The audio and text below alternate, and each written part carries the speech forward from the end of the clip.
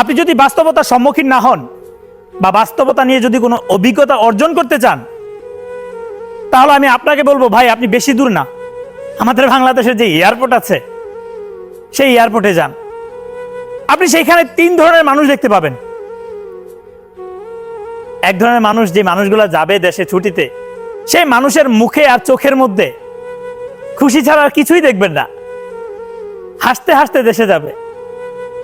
কিন্তু অন্য পাশে আপনি যখন দেখবেন অন্য যে ভাইগুলো আছেন যারা ছুটি কাটিয়ে দেশ থেকে ত্যাগ করে আবার এই দূরপ্রবাসে পাড়ি জমাচ্ছে, তারা হয়তোবা উপর থেকে কাঁদছে না, তাদের ভিতরটা একদম ফেটে যায়।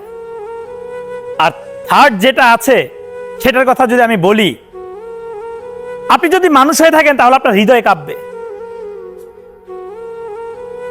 থার্ড যেটা আছে, এমন অনেক মানুষ এখানে অপেক্ষা করছে আরেকটা প্রবাসীর জন্য, সেও কিন্তু এই দেশ থেকে যাচ্ছে, কিন্তু জীবিত নয়, মৃত।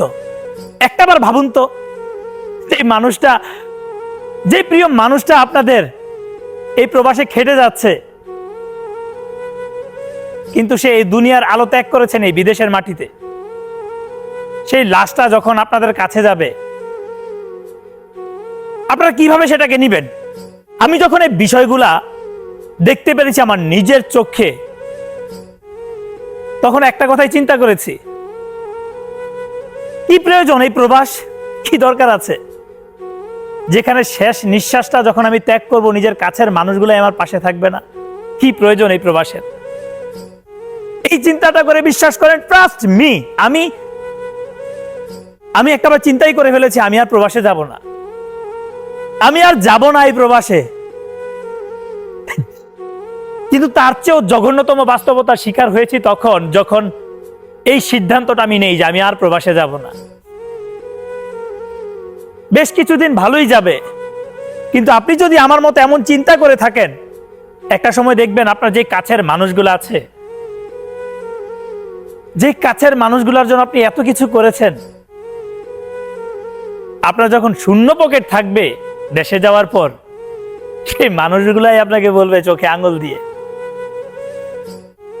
কি করেছিস? আপনি মেন্টালিটি তো বাদই দিলাম, আপনি কোনো ধরনের সাপোর্ট তাদের কাছে পাবেন না, কোনো ধরনের না। অতএব আপনি প্রবাসে থাকেন আর দেশে থাকেন, দেশের যে কোনো প্রান্তেই থাকেন, সবার ঊর্ধ্বে আমি একটা কথাই বলবো, যে কোনো সম্পর্ক টিকিয়ে রাখার জন্য বা ভালো রাখার জন্য আপনার কাছে টাকার প্রয়োজন আছে। আমরা যে প্রবাসে পড়ে আছি শুধু একমাত্র টাকার জন্য, আমরা প্রবাসীরা অনেক ভুল করে থাকি, যা কাজ করি সব টাকাই দিয়ে দেই দেশে, নিজেদের কাছে একটা টাকাও রাখি না, যেটা হচ্ছে আমাদের প্রবাসীদের সবচাইতে বড় একটা ভুল। এই ভুল সিদ্ধান্ত থেকে আমাদের বের হওয়া উচিত। আপনি যাই করেন না কেন নিজের কাছে কিছু টাকা রাখবেন, আপনি এমন চিন্তা করবেন না আমি আর প্রবাসে থাকবো না, দেশে চলে যাব, কিন্তু একটা দিন ঠিকই আপনি বাস্তবতার সম্মুখীন হবেন, সেটা দূরের কোনো মানুষের কাছে নয়, আপনার নিজের কাছের মানুষদের কাছে।